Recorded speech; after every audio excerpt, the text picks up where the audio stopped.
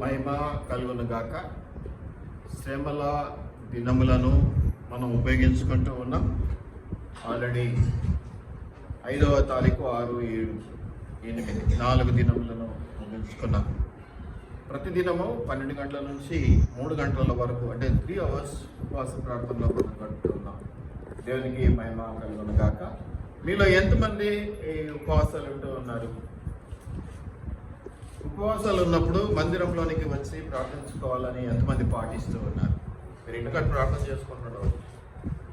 మందిరము, సంఘము, దేవుని సన్నిధి కలిగినటువంటి ప్రాంతము ఉపయోగించుకోవాలి అని ఎంతమంది ఆశపడి వచ్చిపోతూ ఉన్నారు?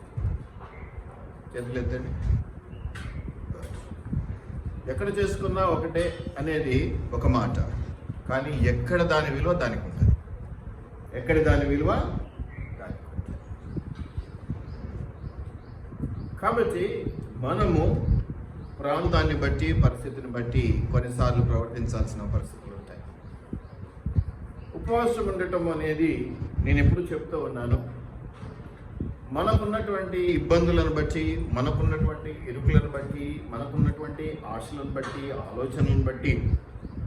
ఒక పిల్లవాడు తన అవసరత తల్లిదండ్రులు తీర్చకపోతే మొండి చేయటానికి అన్నం తినడం మానేసి రూమ్లోకి వెళ్ళి తలుపేసుకొని ఆ తల్లిదండ్రిని భయపెడుతూ లేదా విసిగిస్తూ, కోపం తెప్పిస్తూ, ఇరిటేట్ చేస్తూ తన ఆశలు తీర్చుకునే నెపముతో ప్రవర్తించే ప్రవర్తనలాగా మన ఉపవాసాలు ఉండకూడదు. దేవుని విసిగించే ఉపవాస ప్రార్థనలు కాదు దేవునికి కావలసినది. దేవుణ్ణి మహిమపరిచేటువంటి ఉపవాస ప్రార్థనలు కావాలి. అసలు ఉపవాసము అనగా, ఉపవాసము అంటే దేవునితో దగ్గరతనము కలిగి ఉండటం అనేది మనందరికీ తెలుసు. ఇంకా వాక్య ప్రకారం అయితే మనం ఏమనుకుంటామంటే, శరీరము కాస్త బలహీనపడ్డ ఆత్మల ఉద్జీవము, ఆత్మల ప్రేరేపణ, ఆత్మలో గొప్ప మంట పుట్టేటువంటి పరిస్థితి రావాలి. 40 దినములు అయిపోయేసరికి ముఖములు వెలుగుతూ ఉండాలి.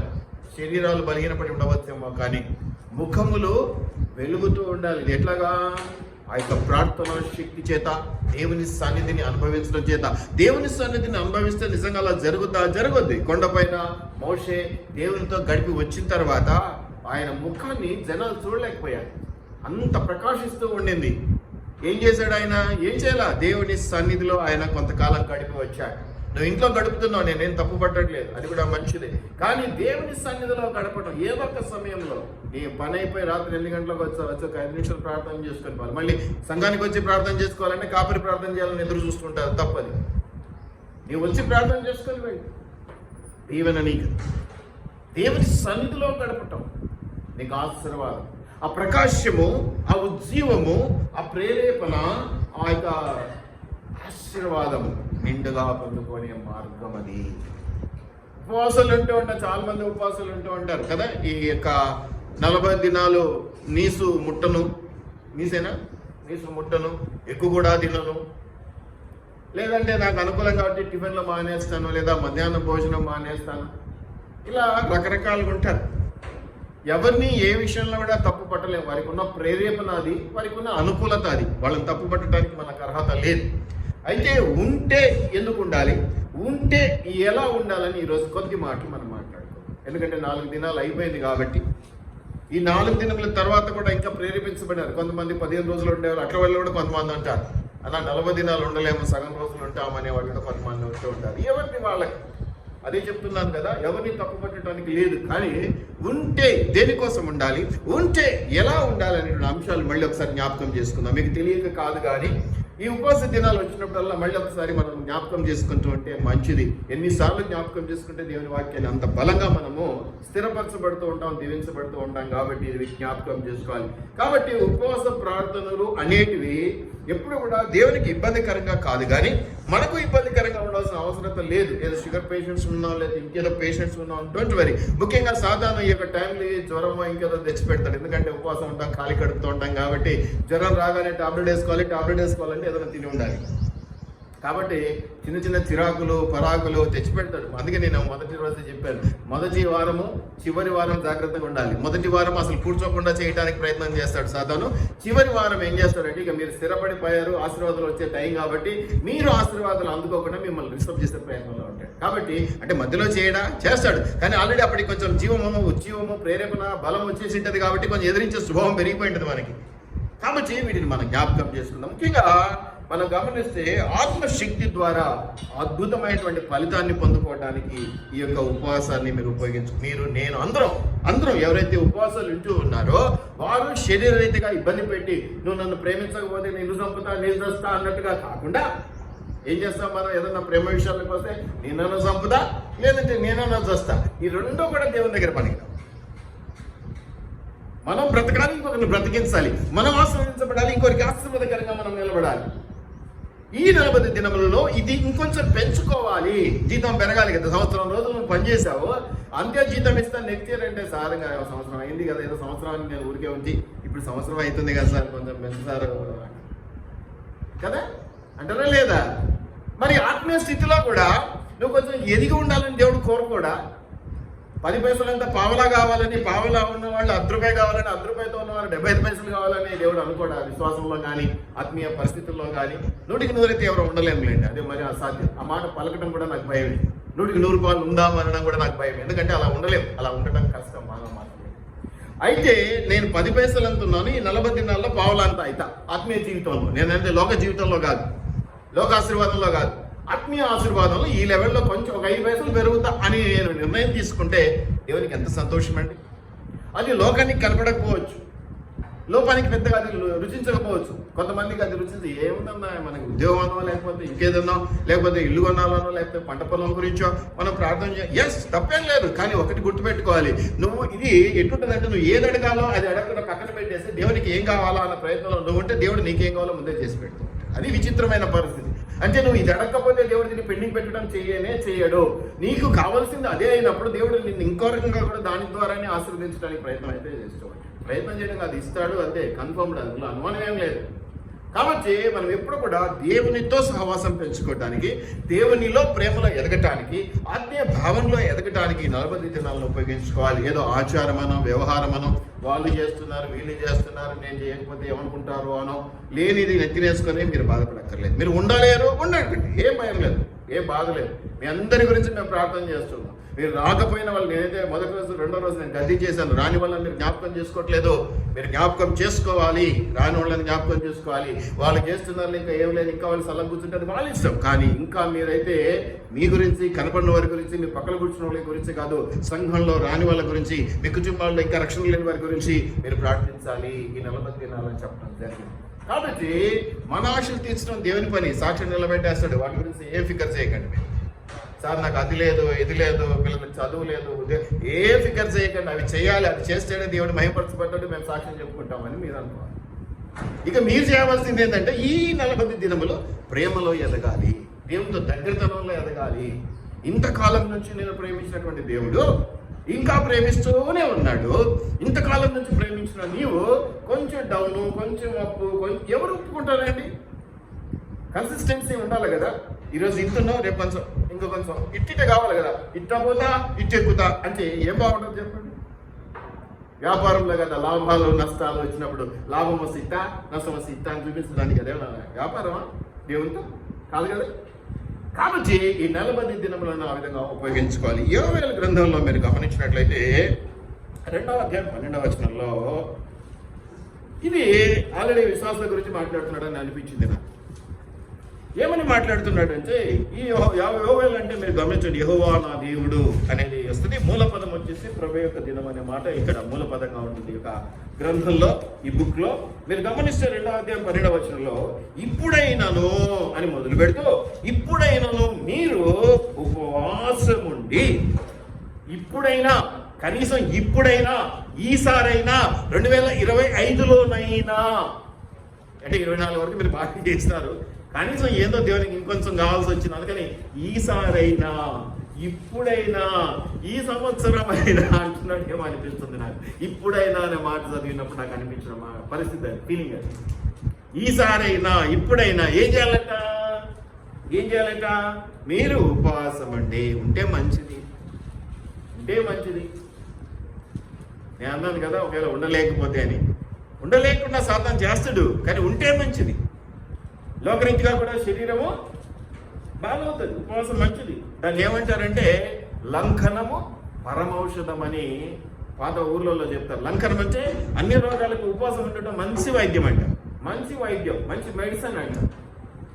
ఏ రోగానికి వచ్చినా కానీ కాస్త ఖాళీ కడుపు చేసుకుంటే ఉపవాసం ఉంటే సెట్ అయిపోతుంది. లంఘనం పరమౌషధం అని చెప్పబడింది. మీరు గమనించినట్లయితే ఇప్పటి నుంచి అయినా ఐకనైనా 2025వ సంవత్సరం అయినా అని ఏం చెప్తున్నాడు? మీరు ఏమనుంది చదువుతారా? మీరు ఉపవాసం ఉండి. చాలా మంది అంటూ ఉంటారు, ఉపవాసమా ఒక్కప్పుడు తినకపోతే వణుకుతుంటాయి సార్, కళ్ళు తిరుగుతాయి సార్, పడిపోతాం సార్. మరి మీకోసం ఉపవాసం ఉండి మేము ఇక్కడ ప్రార్థన చేస్తున్నాం కదా, మరి మాకు కళ్ళు తిరగవా?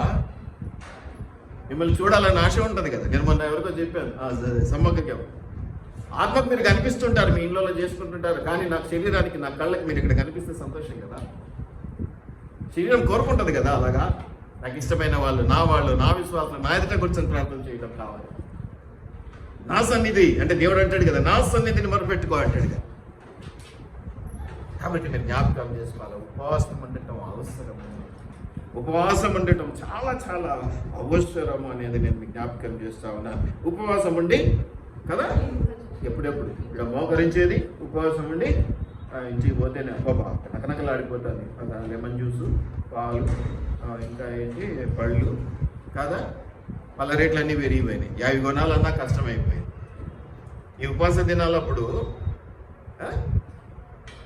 దినాలప్పుడు ఏంటి తెల్లనివన్నీ మానేస్తాం. ఏంటివి తెల్లనివి? రైస్, ఇంకేంటి 2 కిలోల ద్రాక్ష, 2-3 యాపిల్స్, 4-5 పైనాపిల్స్, ఇంకేంటమ్మా పుచ్చకాయ, ఇంకేంటి కరబూజా, తినేసి వస్తాం. ఇక ఏంటి ఉపవాసం మనకు అర్థం కాదు. ఏం ముట్టుకోకూడదు. ఎందుకనేది నేను చూపిస్తాను, 2-3 ఎగ్జాంపుల్స్ చూపిస్తే మీకు ఎందుకు అనేది అర్థమైంది. ఉపవాసం అంటే భోజనం మానేసి పండ్లు పన్నాలు కేజీలు మెక్కటం అనేది కాదు, టిఫిన్లు మెక్కటం అనేది కాదు. తిప్పుతుంది జ్యూస్, పాలు, లెమన్ జ్యూస్, ఆరెంజ్ జ్యూస్, ఏది లేకపోతే సోడా. ఫలితాన్ని పొందుకుంటామా మనం? వస్తుందా? చెప్తాను మళ్ళీ చివరికి వచ్చేసరికి ఆలోచన చేద్దాం ఫలితాల గురించి. ఇక్కడ ఏం చెప్తున్నాడంటే ఉపవాసం ఉండి అమ్మా నెక్స్ట్ పాయింట్ ఏంటి? తగ్గించమని, దుఃఖంతో భారం, రోదన చేయ స్త్రీలను మీ పిల్లలకు ఏడవటం నేర్పించండి అంటాడు. పిల్లలు ఏడిస్తే మనం ఒప్పుకో, వాళ్ళ కళ్ళ కన్నీరు చూడవు. కానీ ప్రార్థనాపరమైనటువంటి అంశంలో కానీ, సంఘపరమైనటువంటి అంశంలో కానీ, దేవునిపరమైనటువంటి అంశంలో కానీ కన్నీరు పడటం అవసరం. నీ కన్నీటి ప్రార్థన వెళ్ళిపోద్ది. ఒక రాజు ఉన్నాడు, రాజుకి ఏదో ప్రాబ్లం వచ్చింది.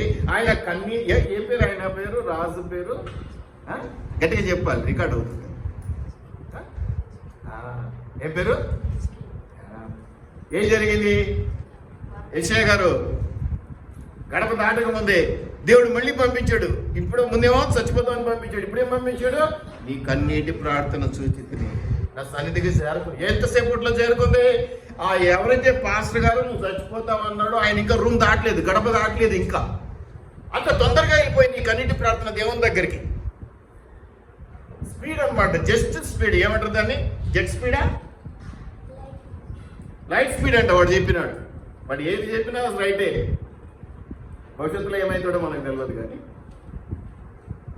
భయంకరమైనటువంటి స్పీడ్ కన్నీటి ప్రార్థన. అలాగని ఏడుపు కొట్టు ముఖాలు వేసుకొని ముచ్చుదాల నుంచి అనడం అని కాదు. దానికి ఒక ధర్మం ఉన్నది, దానికి ఒక పద్ధతి ఉన్నది. ఆ ప్రార్థనలో నువ్వు చేసే అంశానికి ఆ విలువ ఉన్నది. కన్నీరు కూడా విలువైనది. ఇష్టారాజ్యంగా దాన్ని కూడా వృధా చేయకూడదు. ఏదో కన్నీటి ప్రార్థన అన్నాం కదా అని పక్కన కూర్చున్న వాళ్ళకి మొత్తం ఇక పూస్తా కూర్చుంటే కష్టం. వాళ్ళు కూర్చోరు, నేను దూరం పెడతారు, ముక్కు తుడుచుకుంటారు ఎప్పుడని. అది కాదు, కన్నీటి పెట్టే విలువైనటువంటిది, భారమైనటువంటిది. ఎప్పుడైతే ఆ భారము, ఆ విలువ, ఆ పాయింట్ గురించి, ఆ విషయం గురించి, ఆ ప్రార్థన మనవి గురించి నీలో ఉంటుందో అది నీకు దుఃఖాన్ని కలగజేస్తుంది, కన్నీటిని కలగజేస్తుంది. ఊరికే రాదు కన్నీరు కూడా ఊరికే రాదండి. కొంతమంది, నేను మొన్న ఒక రోజు చెప్పాను, ఒక వ్యక్తి గురించి చేస్తే ఏడుపు వస్తుంది, పెట్టేసేయండి, నేను 5 నిమిషాల తర్వాత చేస్తాను మళ్ళీ మీకు అని.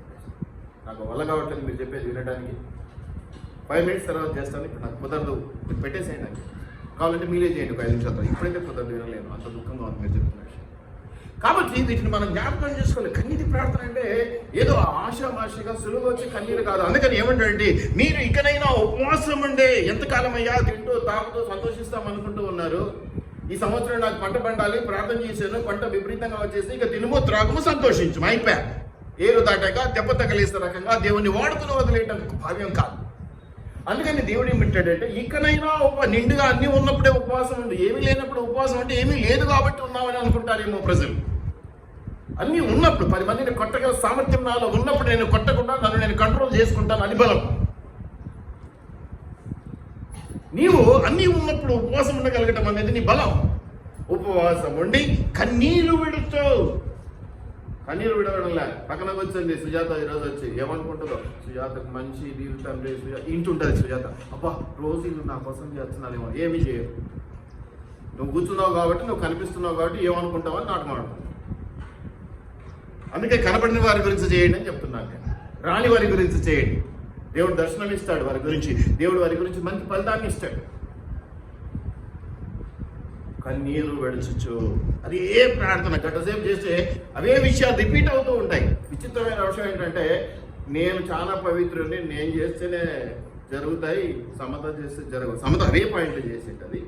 నేను నా మనసులో ఏమనుకుంటాను, సమత ఆమె చేస్తే పెద్ద జరిగింది, నేను చేస్తాను. మళ్ళీ అదే లొల్లి, అదే వాళ్ళ గురించి, అదే టాపిక్స్ అవే రిపీట్ అవుతూ ఉంటాయి.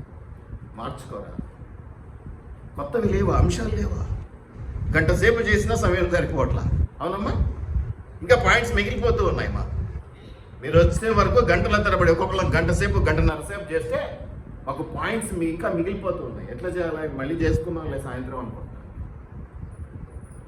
అదే రిపీట్ చేస్తూ అదే వ్యక్తుల గురించి, కొత్త వారి గురించి, కొత్త ఉద్దేశాల గురించి, కొత్త సమస్యల గురించి, కొత్త ఉద్యమం గురించి చేయాలన్న ఆశ లేదు. పాడింది ఏందో మన గుర్తురావు, ఏందో సామెత అది కదా, గట్టిగా చెప్పాలి, రికార్డ్ అవుతున్నాయి, వింటారులోనూ. పాడిందే అదే ప్రార్థనల్లో ఉంటున్నది. ఈ 4 రోజులు కూడా నేను అవే వింటున్నాను. ఆఖరికి ఒక రోజు హెచ్చరించాను కూడా, కొత్తవి చేయండి రా తల్లి. మీరు వస్తున్నారు, మీ విలువైన సమయాన్ని ఉపయోగిస్తూ ఉన్నారు. నా భర్తను మార్చు, నా బిడ్డకు మంచి మార్కులు తీసుకురా, ఇదేదో చెయ్యి, ఇది ఆకలి అయితే ఇంటి బాగా కొంచెం బిర్యానీ చేసి పెట్టు. ఇవే ప్రార్థన. కొత్త దినం లేదా? కొత్త దినం అంటే ప్రార్థన స్టైల్ మార్చమని నేను అంటాను.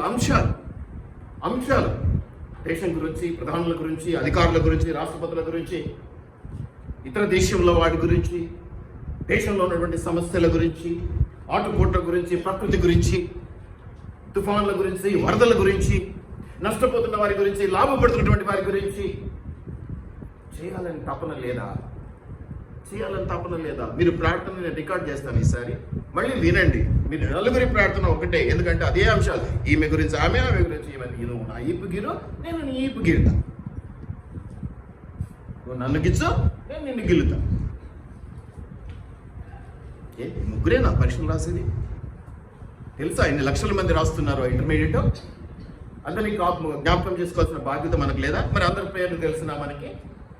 మరి అందరూ అనే మాట ఎవరన్నా ఉపయోగిస్తున్నారా?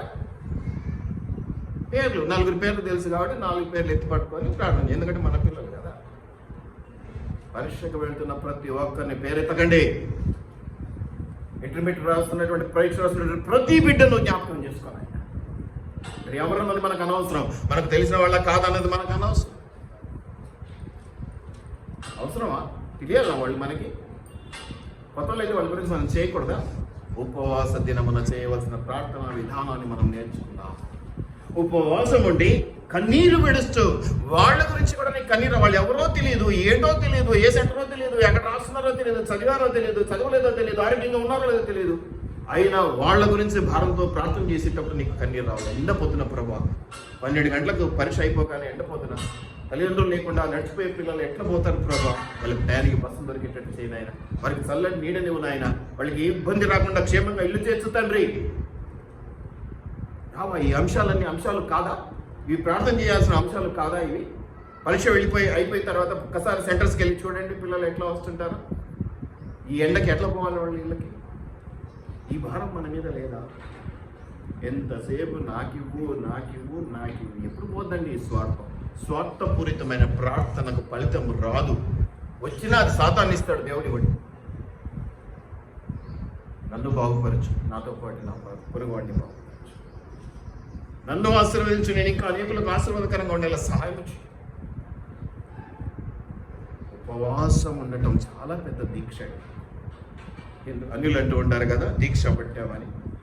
అసలు ఈ దీక్ష ఇంకా అసలు చాలా ఇదిగా ఉంటుంది. చేయలేకపోతే ఏం బలవంతం ఏం లేదు. దేవుడు ఎప్పుడు కూడా చేయలేకపోతే నేను ముఖ్యమే బెత్తం పట్టుకొని చేయి అన్నాడు ఎప్పుడన్నా. కానీ చేస్తే మాత్రం సక్రమంగా చేయాలి కదా. నువ్వు చేయకపోతే అడగడు, చేస్తానంటే మాత్రం కరెక్ట్గా చేయాలి. ఇది ఎవరమైనా కదండి, ఎవరైనా ఒక పనికి ఎవరైనా పిలుచుకొచ్చినప్పుడు, అయ్యా నీకు చేతన అవుతా, చేయగలవా, చేస్తే కరెక్ట్గా చేయి, చేయలేకపోతే ముందే చెప్పు, నేను పెట్టుకోను అంటావా లేదా? ఈవెన్ అడ్డా మీద కూలింగ్ తెచ్చుకున్న ఈ మాట ఉపయోగిస్తావా లేదా? మరి నిన్ను కన్న నీ దేవుడు నీ నుంచి ఏదో ప్రార్థనా బలం, ఆయనకే ఒరిగేది మళ్ళీ ఆయన ఇవ్వాలి, మన మనవులన్నీ తీసుకొని ఆయనే మనకి రిటర్న్గా గిఫ్ట్ ఇవ్వాలి. అటువంటిది ఏ పరిస్థితుల్లో చేస్తున్నాం ఎప్పటికైనా గుర్తుపెట్టుకోండి. ఏ ప్రార్థనలోనైనా 10 మందికి ఉపయోగపడే అంశం ఉన్నది, 100 మందికి ఉపయోగపడే అంశం ఉన్నది, 1000 మందికి ఉపయోగపడే అంశం. ఒక ప్రార్థన మనవి ఉన్నదంటే మొట్టమొదట దేవుడు 1000 మందికి ఉపయోగపడే ప్రార్థనాంశాన్ని రిజల్ట్ ఇస్తాడు. అనేకులకు మేలు జరిగేది మొదట చేసి పెడతాడు దేవుడు. మీకు అర్థమవుతుందా? ఒక ప్రార్థన అంశాలు ఉన్నాయండి. ఒకటేమో 10 మందికే ఉపయోగం, ఒకటేమో 100 మందికి ఉపయోగం, ఒకటేమో 1000 మందికి ఉపయోగం. ఈ 3 నువ్వు చేస్తున్నావు, ప్రార్థనలో పెడుతున్నావు. కానీ దేవుడు మొట్టమొదటి ఏది రిజల్ట్ ఇస్తాడో తెలుసా? ఏది గురించి మొదట ఆలోచన చేస్తాడో తెలుసా? 1000 మందికి ఉపయోగపడే ప్రార్థన. మనం ఏం చేస్తాం? గిరిగీసుకొని నన్ను, నా భర్తను, నా పిల్లలను, నాకు నా అనేది ఎప్పుడు దేవుడు ఒప్పుకోడు, మన అనేది ఒప్పుకుంటాడు. మనము, మేము కూర్చున్నాం. ఇది గమనించుకోవాలి. 40 దినాల్లో 4 రోజుల పైన డోంట్ వరీ. కానీ ఇదే ఇదే అలవాటు మార్చుకోండి. ప్రార్థన ఫలం త్వరగా దొరకాలంటే నీ గురించి నువ్వు చేయకు. ముఖం తెలియని వాడి గురించి చేయి. ఎవరి గురించి చేయాలి? ముఖం తెలియని వాడి గురించి. వారి అవసరాల గురించి చేయి. బస్సులో పోతున్నావు, భిక్ష వెతుకునేవాడు కనిపిస్తాడు, ఎండపోతున్నా.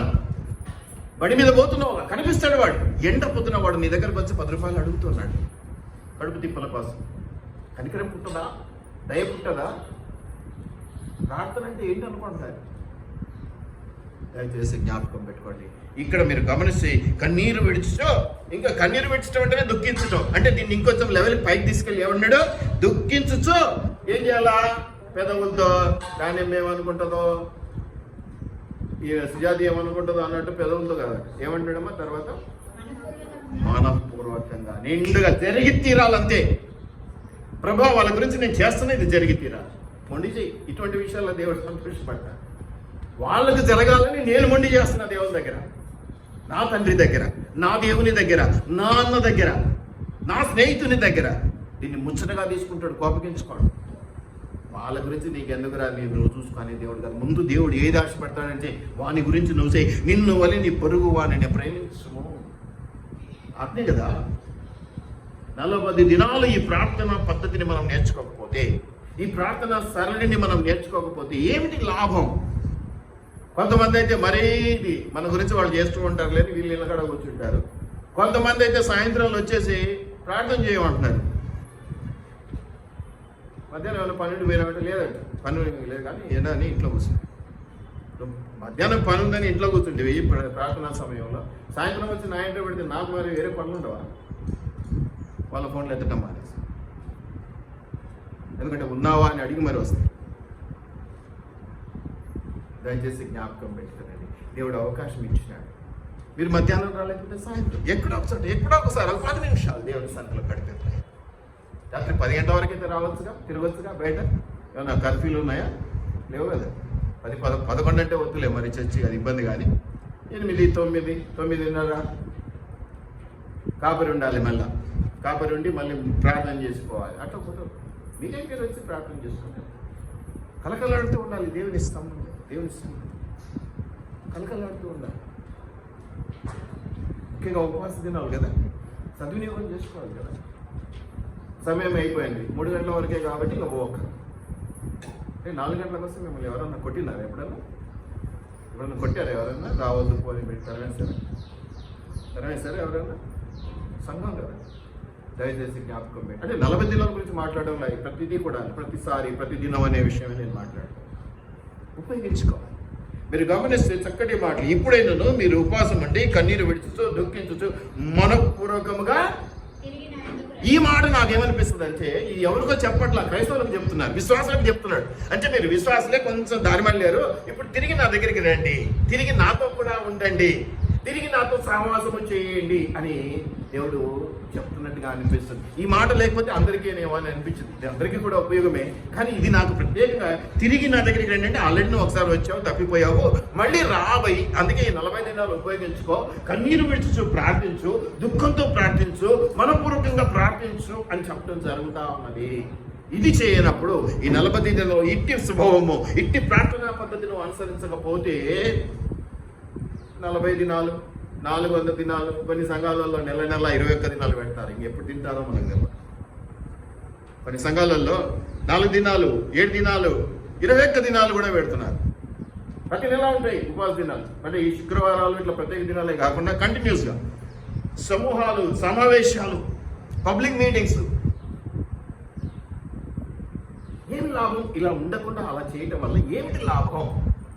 అలా పెట్టుకోవడం వల్ల ఎవరిని ఉద్ధరించడానికి? దయచేసి జ్ఞాపకం పెట్టుకోండి. మళ్ళీ ఒకసారి చదువుదామా ఒక్క పాయింట్. ఇకనైనను, ఇప్పుడైనను మీరు ఉపవాసం ఉండి కన్నీరు విడుస్తూ దుఃఖించుచు మనపూర్వకముగా నా దగ్గర రండి. రమ్మనే కాదు, ప్రార్థన చేయండి. వచ్చాము, పోయాము, చేతులు తులుపుకున్నామంటే మళ్ళీ కూడా చాలా తెలివైన వాళ్ళం కదా, కొన్నిసారి అట్లా కూడా చేస్తాం. అంతేకాదు, మీరు ఎజ్రాలో ఒకసారి చూడండి, 8:23 ఎజ్రా గ్రంథంలో 8:23లో మీరు గమనించినట్లయితే చూడండి. ఎజ్రా 8:23.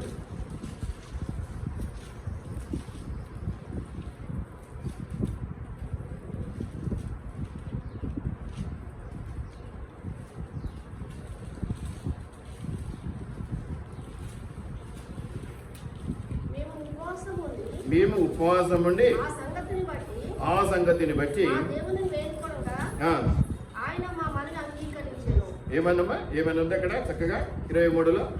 మేము ఉపవాసం ఉండి ఏదో ఒక సంగతిని బట్టి దేవుని వేడుకనగా మనల్ని అంగీకరించను. అంటే నీవు ఎట్లా ఉండాలంటే ఉపవాస దినాలు అంటే మామూలు దినాల్లో ఈ ప్రార్థన చేయగానే దేవుడు అంగీకరించినాడు అన్న కాన్ఫిడెన్స్ లెవెల్ నీలో రావాలి.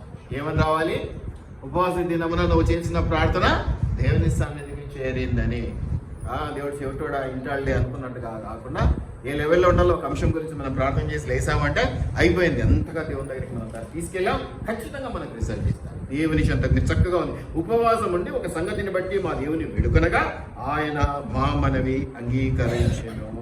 ఆయన మన మనవి అంగీకరించింది. ఏ ప్రార్థన తర్వాత అయినా ఈ మాట నీ మనసులోకి రాలేకపోతే, అయ్యో దేవుడు విన్నాడు అనేది రాకపోతే వ్యర్థమే. అంటే చేరలేదనేది నీకే ఉంది. దేవుని సన్నిధికి మాట చేరలేదని నీవే అనుకుంటూ ఉన్నావు. ఎలా ఉండాలి నీ ప్రార్థనకి ఆన్సర్? దేవునికి వినపడింది అన్నట్టు. దేవునికి వినపడింది అన్నట్టు.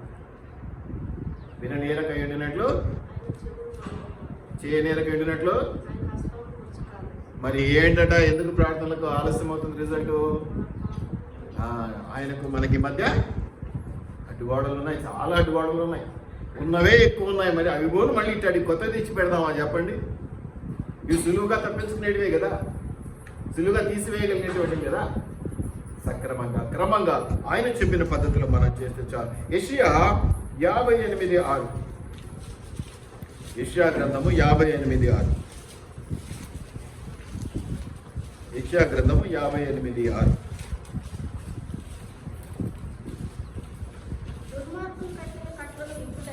దుర్మార్గులు కట్టిన కట్లను విప్పుటయు, కాడిమాను మోకులు తీర్చయు,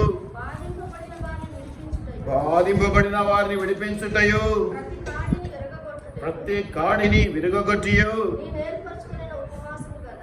కీడు నుంచి తొలగింప చేయటం. నువ్వు ప్రార్థన చేస్తే అవతల వాళ్ళు కీడు నుంచి విడిపించబడాలి. చేసేవాళ్ళు అంతే, వినేవాళ్ళు అంతే. కాబట్టి పెద్దగా రిజల్ట్ గురించి ఎవడో ఆలోచన చేయాలి. అట్లా ఉండదు మన దగ్గర. చేసామంటే జరగాలి. కీడు నుంచి వారు తొలగించబడాలి, ఆశీర్వాదానికి వారు రాబెట్టబడాలి. ఇంకా ఏముందో చూడండి, దానియేలు 9వ అధ్యాయం. దానియేలు 9:2-3.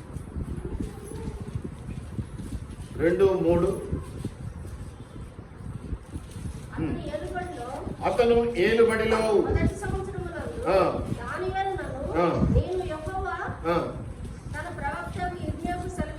తెలియజేసినట్టు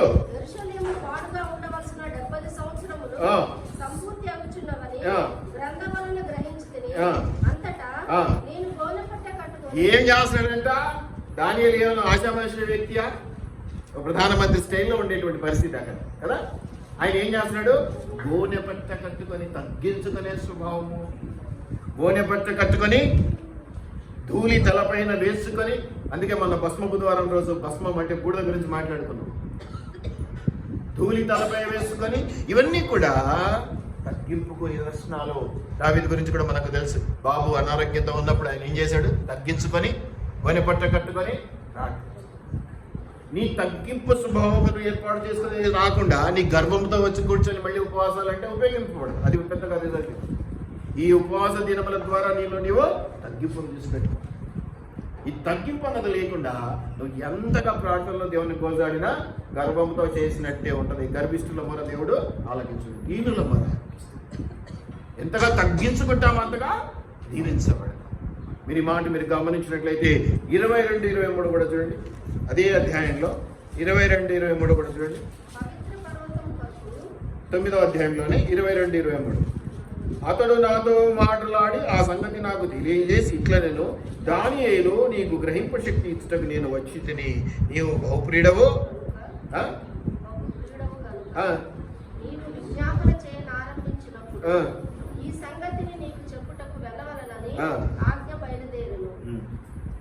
కావున ఈ సంగతిని తెలుసుకొని నీకు కలిగిన దర్శన భావమును గ్రహించుము. ఏం జరిగిందండి దానియేలుకి? ఆయన ప్రార్థన చేశాడు, గోనె పట్టు కట్టుకున్నాడు, తగ్గించుకున్నాడు. ఏం జరిగింది? దేవుని మహిమా ప్రభావంలో ఆయన మీదకి వచ్చింది.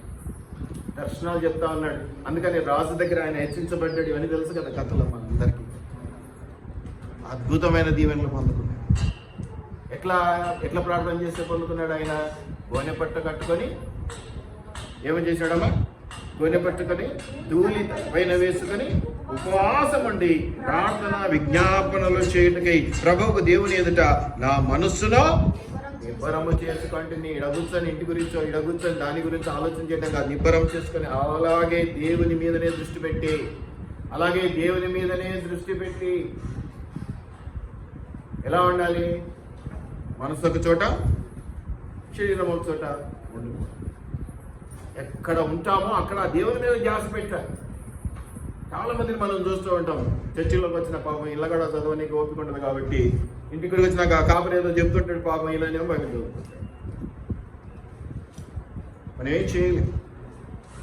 నిబ్బరము కలిగి మనస్సును ధ్యానమును సమస్తమును దేవుని ఎదుట నిబ్బరంగా కుమ్మరించి, అది ప్రార్థించటమైనా దేవుని సన్నిధిలో కూర్చోటమైనా, ఊరికే కూర్చోటమైనా కూడా ఆయన వైపు దృష్టి ఉంచి. నేను ఒకటి మాట్లాడుతుంటే నువ్వు ఒకటి చేసుకుంటా అంటే, క్లాస్ రూమ్లో అయితే ఏం చేస్తారు టీచర్స్?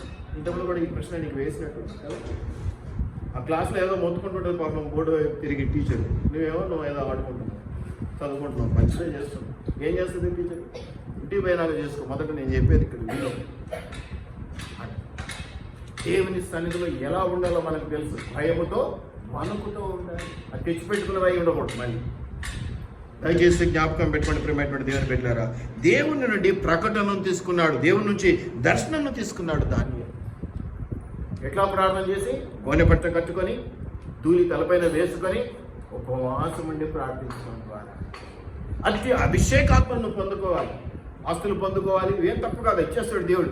మొట్టమొదటి మనం ఆశించవలసినది ఏంటంటే నాలో అభిషేకాత్మను పెంచుతున్నాయి, నాలో ఆత్మీయ జీవితాన్ని పెంచుతాను. ఈ 40 దినములలో మొట్టమొదటిగా నేనేదో అడగాలి అనుకుంటే మొట్టమొదటి అంశం ఏంటి? ఇప్పుడు ఉన్న స్థితి నుంచి ఇంకొంచెం ఆత్మీయంగా పెరిగిన స్థితి. ఒక పైసా అంత చాలా ఎక్కువ కూడా అవసరం లేదు. ఈ 40 దినములలో ఉన్న స్థితి నుంచి ఇంకొంచెం ఒక 5 పైసలంతో 10 పైసలంతో పైసలంతో ఆత్మీయంగా నేను ఎదగటానికి, ఆత్మీయంగా బలపడటానికి, ఆత్మీయంగా విశ్వాసంలో ఎదగటానికి నాకు సహాయం చేయి తండ్రి. కోరికల చిట్ట ఇప్పటానికి కాదు, కిరాణా లిస్టు చదవటానికి అంతకంటే కాదు, ఏం చేయడానికి? దేవునితో సంబంధాన్ని బలపరుచుకోవటానికి ఉపవాస దినములను ఉపయోగించుకోవాలి. దయచేసి జ్ఞాపకం పెట్టుకోండి. కాబట్టి వీటన్నిటిని మొదట ఏం జరిగినా మొదట ఏమంటాడు దేవుడు? నా ఏమంటాడు? నా రాజ్యమున అది నాకు తెలిసిన నేను చెప్పను, మీరు చెప్పాలి, నాకు అందించాలి. మన విశ్వాసాలు గొప్పలను రికార్డ్ అవుతాడు, వాక్యం బాగా తెలుస్తుంది. అందుకే అడుగుతున్నా, చెప్తా పోతే మీరు వింటా పోతే ఏముండదని నిద్ర కూడా వస్తుంది మీకు. మళ్ళీ రాజ్యములో నీతిని మొదట. నువ్వేం వెతుకుతున్నావు? ఏం వెతుకుతున్నావు? నీకేది నీ మనస్సాక్షిని తెలుసు. కాబట్టి ఈ 40 దినములు అమూల్యమైనది. 40 దినాలే కాదు, దేవుడు ఇచ్చిన ప్రతి దినం అమూల్యమైనది. దాన్ని ఎలా సద్వినియోగం చేసుకుంటున్నావు దేవుని కొరకు, ఎలా సద్వినియోగం చేసుకుంటున్నావు నీ కొరకు, ఈ రెండు కూడా నువ్వు కంపేర్ చేసుకో. ఎలా ఉంటే బాగుంటుందో అది నీకు అర్థమైపోద్ది. కాబట్టి వీటిని జ్ఞాపకం పెట్టుకోండి. ఈ 40 దినాల ఉపవాసాలు అనేటివి అనేక చోట్ల అనేక పరిస్థితుల్లో మనం చూస్తూ ఉన్నాం.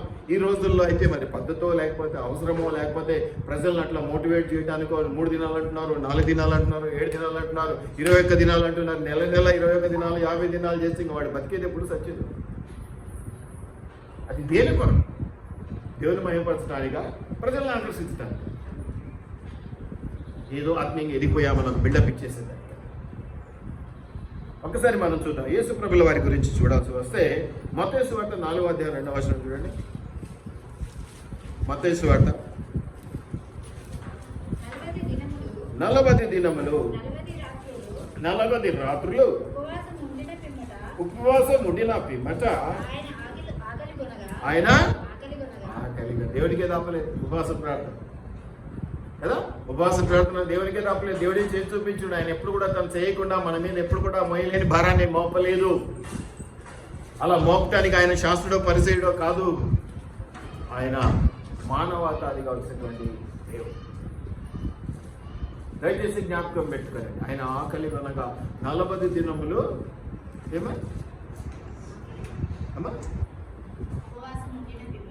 ఏంటమ్మా ఏందో మాట నాకు అర్థం కాదు సార్, నువ్వు చెప్పు, ఎక్స్ప్లెయిన్.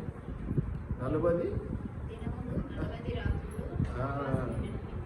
నిద్ర లేదు, ఏమీ లేదు. 40 దినములు 40 రాత్రులు. మనమేంటి 3 ఎప్పుడవుతుందా? కొంతమందికి 6 ఎప్పుడవుతుందా? కొంతమందికి 7 ఎప్పుడవుతుందా? ఎందుకు ఉపవాసం బ్రేక్ చేయాలి కదా, ఉపవాసం బ్రేక్ చేయాలి కదా, టైం పెట్టుకుంటాం. 3 అవుతుంది, 3 అయిపోయింది బ్రేక్. ఎప్పుడు బ్రేకింగ్? 40 దినములు, డే అండ్ నైట్. ఎప్పుడైతే నువ్వు ఒక నిమిషంలో ఇది ప్రారంభిస్తున్నాను అనుకుంటావో అప్పటి నుంచి మొదలు పెట్టుకునే డే అండ్ నైట్ ఉపవాసం. ఇది చేయగలిగిన రోజున నిజంగా ఆత్మీయంగా ఎదగటానికి ఎంతో పెద్ద అవకాశం ఉంటుంది, ఎంతో పెద్ద అవసరం లేదు. మనం ఏం చేస్తామో మీ అందరికీ తెలుసు. 3 కొంతమంది 6, కొంతమంది 8, కొంతమంది చికెన్ మానేసినారా ఈ 40 దినాలు. ఎందుకంటే ఎట్లాగో బర్డ్ ఫ్లూ ఉంది కదా, ఎట్లాగో బర్డ్ ఫ్లూ ఉంది కాబట్టి 40 దినాలు నీసు ముట్టను, 40 దినాలు ఎగ్గు ముట్టను, అవి కాదు నాయన. నీరు విడిచు ఉపవాసం ఉండే దుఃఖముతో ప్రార్థించాలి, విజ్ఞాపనలు చేయాలి, ధూళి వేసుకోవాలి, గొనెపట్టు కట్టుకోవాలి, నిన్ను నువ్వు తగ్గించుకోవాలి. ఈ 40 దినముల ఛాన్స్ మళ్ళీ ఉపయోగించుకో. అలా ఉపయోగించుకోలేని పక్షాన ఉండలేకపోతే నువ్వు ఉండొద్దు. ఏమీ ఆశపడ్డి దేవుడు నువ్వు ఉండలేవు, హ్యాపీగా బిర్యానీ తినండి. మనం చెప్పే మాట కూడా అదే, ఉండలేకపోతే హ్యాపీగా బిర్యానీ తెచ్చుకొని తినండి. ఉన్నాము అంటే మాత్రం కరెక్ట్. దయచేసి జ్ఞాపకం పెట్టుకోండి. ఇది చాలా లోతైన మాట, దీని గురించి మనం స్టడీ అవసరం లేదు, చాలా టైం పడుతుంది. అట్లాగే మార్కు సువార్త 1:13 కూడా చూడండి, అనేక చోట్ల ఉంది అది, అదే ఆ మాట చూపించాలి నేను ఆశపడతా ఉన్నాను.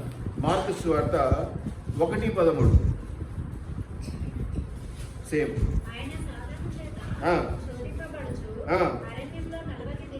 అరణ్యములో మరియు ఆయన చూడండి, అరణ్యంలోకి ఎందుకు వెళ్ళాడు? ఆయన ఇల్లు ఉంది కదా. అరణ్యం అనేది నేను అనుకుంటే ఒక సింబాలిక్, అంటే ఎవరు ఏమి డిస్టర్బ్ చేయనటువంటి పరిస్థితి కదా. ఎవరు ఏ విధంగానో డిస్టర్బ్ చేయరు. మరి లోకంలో ఉన్నాం, భార్య మాట్లాడుతుంది, పిల్లలు మాట్లాడతారు, సరుకులు లేకపోతే సరుకులు తెమ్మంటారు, ఆ పని చేయమంటారు, ఈ పని చేయమంటారు. నేను అనేది అది కాదు. సాతాను యొక్క కుయుక్తులు కుతంత్రాలు మనం డిస్టర్బ్ చేయి. వాడు అదే పనిగా మొదలు పెడతాడు. ఇక మనం ఉపవాసం మొదలు పెట్టామంటే వాడు కుయుక్తులు కుతంత్రాలు మొదలు పెట్టేస్తాడు. వాటన్నిటికీ లోబడకుండా నిన్ను నీవు ప్రత్యేకించుకొని అరణ్యంలోకి కొనిపోబడి, అంటే నిన్ను నువ్వు ఏ డిస్టర్బెన్సెస్ కూడా లోను కాకుండా ఉండే విధంగా సిద్ధపరచుకొని అని నేను అనుకుంటున్నాను. అంతే తప్ప ఉపవాసం ఉన్నావు, అయ్యా కూరగాయలు అయిపోయినాయి తెస్తామంటే తెలియదా నీకు? 4 రోజులైంది తిండి తినక ఉపవాసం ఉన్నా, ఇంత బ్యాగ్ పట్టుకొని పోతావు, నువ్వు పోయి తెచ్చుకోకూడదా అంటారు కదా. అంతేనా?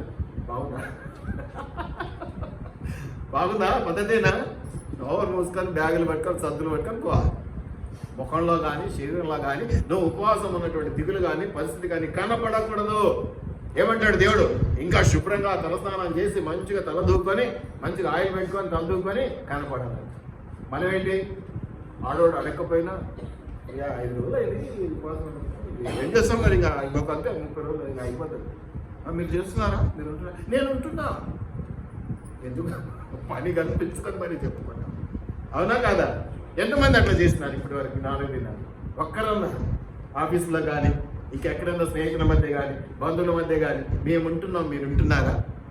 మీరు ఎలా ఉంటున్నారు, మేము ఎలా ఉంటున్నాం అని మొదలు పెట్టిన వాళ్ళు ఎవరన్నా ఉన్నారు? ఉంటే మంచిది, ఆశీర్వాదం కాదు. ఉంటే మంచిదే కానీ ఆశీర్వాదం కాదు. Be careful, be careful. ఇదేమి పొలిటీషియన్స్ కాదు. 5 రూపాయలు దానం చేస్తా 4 ఫోటోలు దిగి పేపర్లో తెచ్చుకోవడానికి గుప్తంగా రహస్యమందు చేయవలసినటువంటి పని. దయచేసి జ్ఞాపకం పెట్టుకునండి. లూకా సువార్తలో కూడా ఇదే మాట ఉంది. 4:2లో కూడా, 3 సువార్తల్లో కూడా ఈ మాట మనం చూడగలుగుతాం. లూకా సువార్త 4వ అధ్యాయం 2వ వచనంలో కూడా ఈ మాట చూస్తే చక్కటి మాట. ఏమంటాడు? అపవాది చేత శోధింపబడుచుండెను. 40 దినాలు అనగానే నేను మొదట చెప్పినట్టుగా మళ్ళీ చెప్తున్నాను. మీరు ఎప్పుడైతే ఆ నిర్ణయం తీసుకుంటారో సాతాను కుయుక్తి కుతంత్రం పనిచేయడం మొదలదు. మొదటి వారం తలకు మించినటువంటి శ్రమలు వస్తాయి. అయ్యో ఉపవాసం ఉండటం వల్ల వచ్చాయని కూడా నీకు అనిపించదు, అలా వస్తుంది. ఎందుకంటే మొదట్లోనే కొంచెం బేస్ కదిలిస్తే నువ్వు ఎందుకు తినైనా ఉపవాసాలని పక్కకు వస్తావు. అందుకని ఆ తర్వాత ఇంకా నిన్ను విసిగించడం మానేస్తాం. మధ్య 2 వారాలు ఏమంటుంది, తర్వాత మళ్ళీ చివరిలో 1 వారం మళ్ళీ. ఎందుకంటే ఆశీర్వాదాలు పొందుకునే సమయం నిన్ను పక్కకు జరిపితే ఆశీర్వాదాలు అందుకోకుండా జరిగిపోవాలి.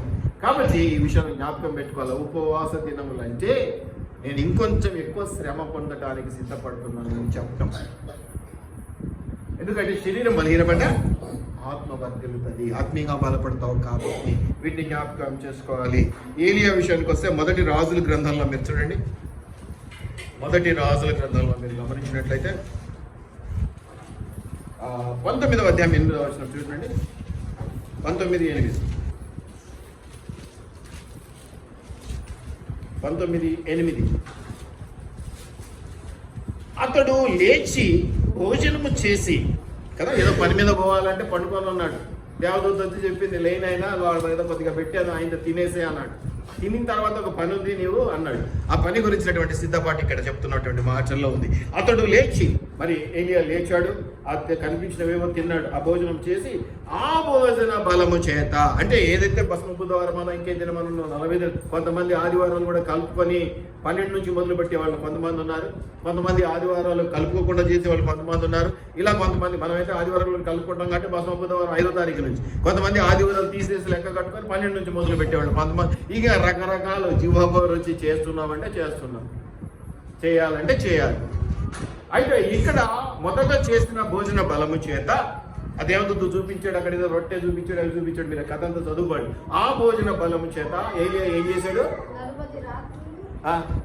ఎందుకమ్మా ప్రతి చోట నాకు ఇది ప్రత్యేకంగా కనిపిస్తుంది? ఏమంటామమ్మా? 40 దినాల నుంచి ఉపవాసం, 40 దినముల ఉపవాస ప్రార్థనలు, అంతేనా? 40 దినములు 40 రాత్రులని ఎవరైనా బోర్డులు వేస్తున్నారా? ఎక్కడైనా మీరు చూసారా? కానీ బైబిల్ ఎక్కడైనా 40 దినాలంటే చాలా వరకు ఎక్కడో ఒక చోట ఉందేమో నాకు తెలియదు, కానీ ఇక్కడైతే నేను చాలా వరకు చూసింది ఏమంటాడు? 40 అంటే రాత్రి శుభ్రంగా తిని తొంగమని కాదు అనేది నాకు అర్థమవుతుంది. అంటే రాత్రి కూడా ఒక విశ్వాస దినంగానే కంటిన్యూ రావటం, అంటే 24 అవర్స్ అన్నమాట. నువ్వేం చేస్తున్నావు? బ్రేక్ పాయింట్ పెట్టుకొని 3కి అయిపోతుంది, 6కి అయిపోతుంది, 7కి అయిపోతుంది, 9కి అయిపోతుంది, రాత్రి తినవచ్చు. రాత్రి ఏం తింటాము కదా? పొద్దున టిఫిన్ది, మధ్యాహ్నం భోజనం ఉంది, రాత్రి భోజనం ఉంది, కలిపి 3 పూట్లని కలిపి ఒకప్పుడు తింటాం. ఎందుకంటే దేవుడు ఆశీర్వాదం బలం న్యాయమేనా? పద్ధతేనా? అదేనా చెప్తున్నాడు దేవుడు. 40 దినములు 40 రాత్రులు.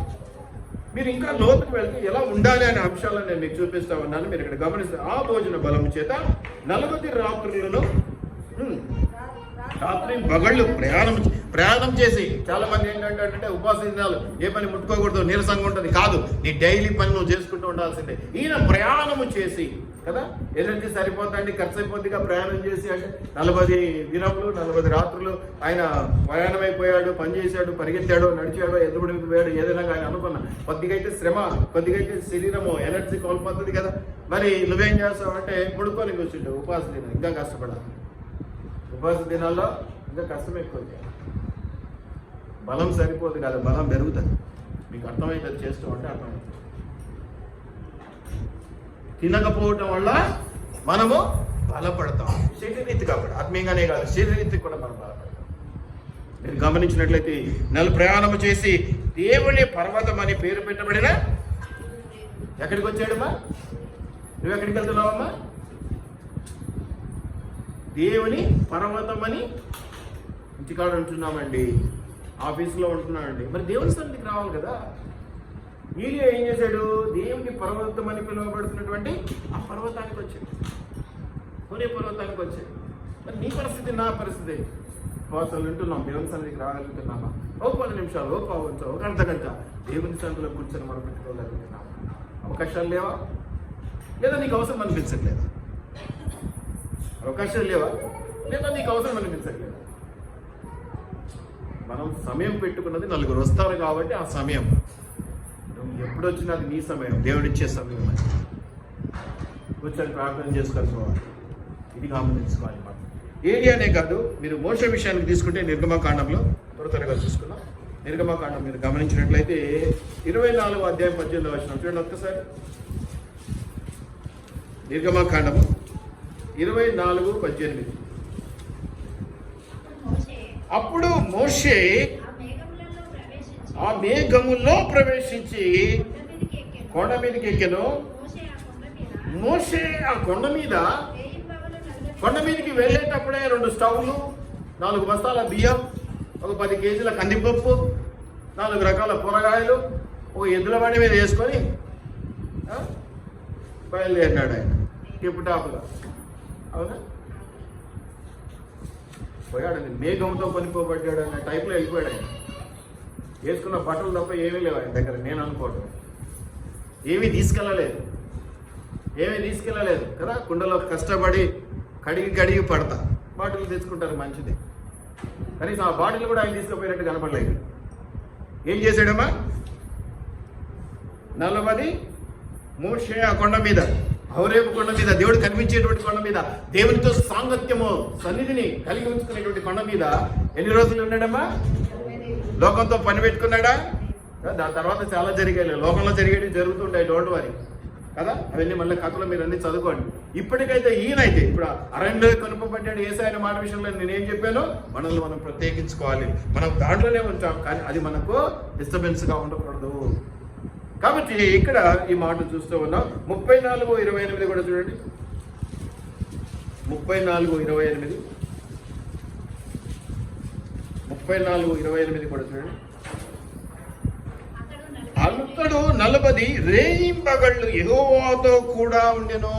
ఈ 40 రాత్రులు 40 దినములు సంపూర్ణంగా నువ్వు ఎవరి దగ్గర బ్రతకాలి? ఎవరి సన్నిధిలో గడపాలి? ఉపవాస దినాలుగా.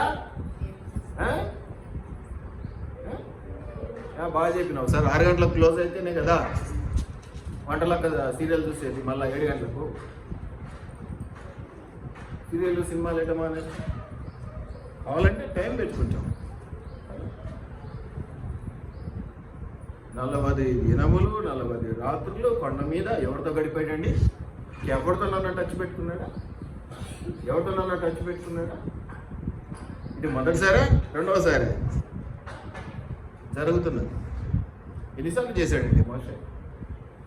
చూపిస్తాను ఒకసారి చూడండి. ద్వితీయోపదేశకాండము 9వ అధ్యాయము 9వ వచనం. ద్వితీయోపదేశకాండము 9వ అధ్యాయం 9వ వచనం. ఆ రాతి పలకలు అనగా నిబంధన సంబంధమైన పలకలను తీసుకొన్నకు నేను కొండ ఎక్కినప్పుడు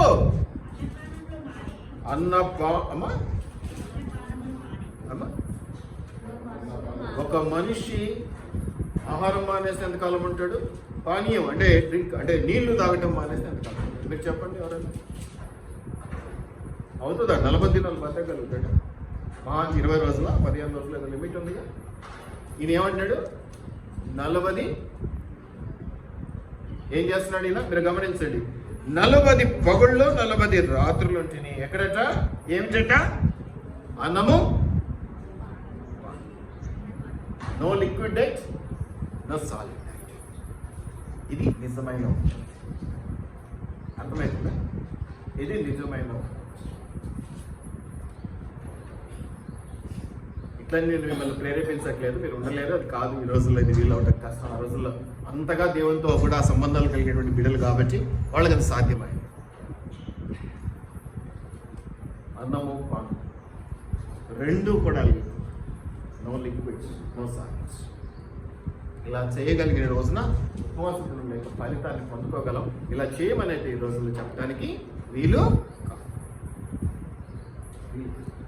కానీ కొంతమంది చేస్తారు, మనకు తెలిసి కొంతమంది 40 దినాలు చేసేవాళ్ళు వాళ్ళు ఎంగిలి కూడా మింగరు. ఎవరు మీకు అర్థమైంది? ఎంగిలి కూడా మింగరు. No liquid, no solid. మన సహోదరులే, వాళ్ళని చూసి మనం నేర్చుకోవాలని కొన్ని ఏం చేస్తాం. యాక్చువల్గా దేవుని గ్రంథాలు ఏముంటుంది? మనం చూసి అందరూ నేర్చుకోవాలి. అంత గొప్ప దేవుని బిడ్డలం మనం. కానీ ఇప్పుడు పరిస్థితులు ఏమైపోయినాయి? రాను రాను రాజుగురం ఏమైపోయి మనం వాళ్ళని చూసి నేర్చుకోవాల్సిన పరిస్థితి. అది కూడా నేర్చుకోలేకపోతున్నాం. ఎంత కఠినంగా ఉండాలో 40 దినములు ఒక్కసారి ఆలోచించండి. ఎంత కఠినంగా ఉండాలో ఆలోచించి అన్నపానములు ఎవరినైనా గమనించండి. వాళ్ళు ఎంత స్ట్రిక్ట్గా ఉంటారో. ఎంత తెల్లవారక ముందే, సూర్యుడు ఉదయించక ముందే అన్ని 4 గంటలకు లేసి ముగించేస్తారు. మళ్ళీ సూర్యుడు అస్తమించిన తర్వాతే చేసుకుంటారు. ఈ పగులంతయు కూడా ఇంకా దేవుని సన్నిధిలో అయితే రాత్రి పగులని ఉంది. ఇంకా అట్లా చేసేటోళ్ళు ఎంతమంది ఉన్నారు? ఒక్కసారి మనం చూసుకున్నాం. అసలు చేయాల్సింది మనం కదా, అసలు ఉండాల్సింది మనం. ఎలా ఉంటున్నాం? ఇంకా మీరు గమనిస్తే 9వ వచనం తర్వాత 18 చూడండి. ఇదే అధ్యాయం ద్వితీయోపదేశకాండం 9:18 చూడండి ఒకసారి.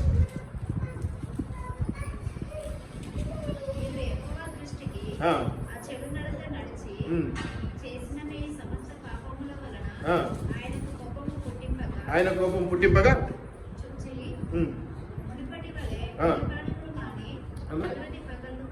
అన్నపానములు. ఇప్పుడు ఏమేమి తీసుకొచ్చండి? తీసుకున్నామా? అట్లా ఉన్నామా? మిగతా రోజులు అన్న 36 దినాలు అట్లా ఉన్నామా? అయ్యే పని కాదు. ఇట్లా మీరు లెక్క చూస్తే 25వ వచనంలో కూడా ఉంది మాట. మీరు గమనించండి. ఇదే అధ్యాయం 25వ వచనం చూడండి. నేను మునుపు సాగిలపడినట్లు యెహోవా సన్నిధిని 40 పగుళ్ళు 40 రాత్రులు సాగిలపడితిని. యెహోవా సన్నిధిని సాగిలపడాలి. నేను ఉపవాసం ఉన్నాను, ఇంట్లో ఉన్నాను అనడానికి లేదు. యెహోవా సన్నిధిని నీవు సాగిలపడాలి, తగ్గించుకోవాలి, గోనెపట్టు కట్టుకోవాలి, ధూళి మీద పోసుకోవాలి. ఇవన్నీ తగ్గింపులకు, వినయములకు, విధేయతకు సాక్ష్యం, సాదృశ్యం, గుర్తులు. నువ్వు అలా ఉండి ఉపవాసం అంటే దేవుడు మీ మరాలకిస్తాడు. ఎవరి కోసమో ఎవరో చేస్తున్నారని, ఇలా ఉంటున్నారని, అలా ఉంటున్నారని మనం ఒకరిని చూసి, పులిని చూసి నక్కవాత పెట్టుకుంటే వాతలు తప్ప ఏం మిగలదు. ఏం మిగులుతాయి మనకు? చివరికి వాతలు మిగులుతాయి. దయచేసి జ్ఞాపకం పెట్టుకోండి. 10వ అధ్యాయం 10వ వచనంలో అది చూడండి. 10వ అధ్యాయం 10వ వచనంలో కూడా ద్వితీయోపదేశకాండం పక్కనే 10వ అధ్యాయం 10వ వచనంలో కూడా నేను మునుపటి వలి నగల పగలను 40 రాత్రులను కొండ మీద ఉండగా యెహోవా ఆ కాలంలో నా మనవి నీకు కీడు రాకుండా దేవుడు అడ్డుకుంటాడు. ఈ 40 దినాల వల్ల అది ఉపయోగం. ఎలా ఉండాలి? 40 పగుళ్ళు 40 రాత్రులు. 7 గంటలకు ముగిస్తానండి, 3 గంటలకు అయిపోయిందండి, తప్పదు కాబట్టి 3 వరకు. అసలు ప్లాన్ ఏంటి? అసలు ఉద్దేశం ఏంటి? అసలు పాతంలో జరిగినటువంటివి 40 దినములు నైట్ కూడా ఉపవాసం. ఎట్లా? అన్నము పాను పుచ్చు, సాలిడ్ నూనె, ఇవి గమనించుకోవాలి. ఇప్పటికి ఎన్నిసార్లు అయింది? కనీసం 4 సార్లు ఏమో ఉన్నట్టుగా గమనిస్తూ ఉన్నాం కదా. మోషే 4 సార్లు. అందుకే అంత గొప్పవాడైందండి. అంత గొప్పవాడైంది. ఒక పూట తినకపోతే కాలు చేతులు వణుకుతున్నాయి, తల తిరుగుతున్నది, నొప్పి అయ్యింది కదా, ఎన్నో ఉంటాయి కదా. మనకి శరీరం బలహీనం కాబట్టి మనకు గమనించుకున్నాం. మత్తయి సువార్త 18:4 ఒకసారి చూద్దాం. మత్తయి సువార్త 18:4 త్వరగా 2 వచనాలు చూసి మనం ముగించేద్దాం. మత్తయి సువార్త 18వ అధ్యాయం 4వ వచనం. కాగా ఏంటమ్మా? ఈ బిడ్డ వలె తగ్గించుకున్న వాడేవాడు వాడి పరలోక రాజ్యంలో గొప్పవాడు. దయచేసి జ్ఞాపకం పెట్టుకోండి. బిడ్డల వల్ల తగ్గించుకోండి.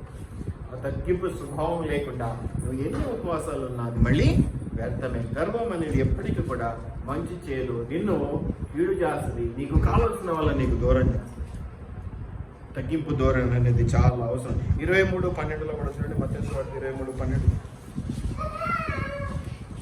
23:12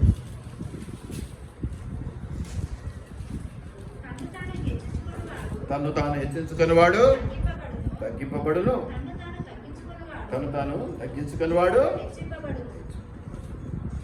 ప్రార్థన బలం పెరగాలన్నా, దేవునితో సన్నిహితం బంధుత్వం ప్రేమ పెరగాలన్నా ఈ 40 దినాలను ఉపయోగించుకోవాలి. ఒక మాట ఊరికే టూకీగా చెప్పి నేను ముగించేస్తాను. మీరు గమనించండి.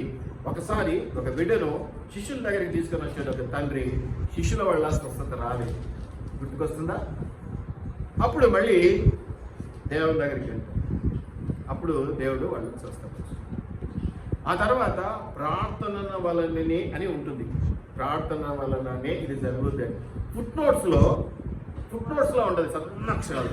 ఇది మీరు ఇంటికి వెళ్ళాక చూసుకోండి. ఎక్కడ ఏమి నేను రెఫరెన్స్ చెప్పను, మీరు చూసి నాకు చెప్పాలి. కనీసం రెస్పాన్స్ ఇవ్వండి, మెసేజ్ పెట్టండి, గ్రూప్లో పెట్టండి, ఇండివిజువల్గా. ఏమని చెప్తాడమ్మా?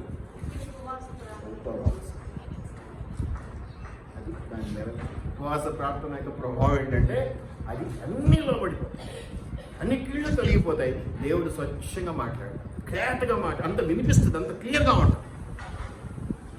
ఉపవాసం ఏదో చేస్తున్నామంటే చేస్తుంటే ఇవి దొరకవు. కానీ అలా కాకపోతే ఏదైనా మనకు అవసరమే. యాకోబు 4:14 4:10 కూడా చూడండి. యాకోబు 4:10 యాకోబు 4:10 యాకోబు 4:10 ప్రభువు దృష్టికి మిమ్మును మీరు తగ్గించుకొనుడి, అప్పుడు ఆయన మిమ్మును. సో మొట్టమొదట నేను తగ్గించుకోవడం నేర్చుకో, దేవుని కొరకు కనిపెట్టుకోవడం నేర్చుకో. నిజమైన ఉపవాసం అంటే ఏంటో తెలుసుకొని చెయ్యి. ఏదో చేస్తున్నామంటే చేస్తున్నాం 40 దినాలు, ఇదొక షోకు, ఇదొక ఇది, వాడు చేస్తారు, వీళ్ళు చేస్తారు, ఆ సంగతులు చేస్తారు, ఈ సంగతి కూలింగ్ చూసి నాకు వాత పెట్టుకోవాల్సిన లేదు. నువ్వు ఉండొద్దు, దేవుడు అడగడు. నేను హ్యాపీగా బిర్యానీ తెచ్చుకొని తిను, ఈ 40 దినాలు ఎంజాయ్ చేయి. ఉండాలి అని అనుకున్నావా? సక్రమంగా క్రమంగా ఉండు, దేవునికి ఇష్టమైన రీతిలో ఉండు, దేవుడు మెచ్చుకునే రీతిలో ఉండు, దేవుని ఆశీర్వాదాన్ని పొందుకునే సిద్ధపాటు కలిగే రీతిలో నువ్వు ఉండు. అంతే తప్ప ఎంతో లికా 10 पेज बोलो ना सर. लिखा 10 पेज आया గట్టిగా ఇక్కడ అవుతుంది చెప్పు. లిఖా 10 పేజీ ఆయా 40 దినాలు హంగులు, ఆర్భాటాలు, ఉపవాస దినాలు, ఇట్లా పట్టుకొని చర్చికి రావడం, ఇట్లా పట్టుకొని చర్చికి రావడం, వచ్చినాక 4వ రోజే కోడి నిద్ర కొట్టడం. ఎందుకంటే అలసిపోయినాం ఉపవాసం ఉన్నాం కదా సార్ అంటారు. 40 దినాల తర్వాత ఆశీర్వాదాలు వచ్చేసరికి ఎవరు నువ్వు అంటారు.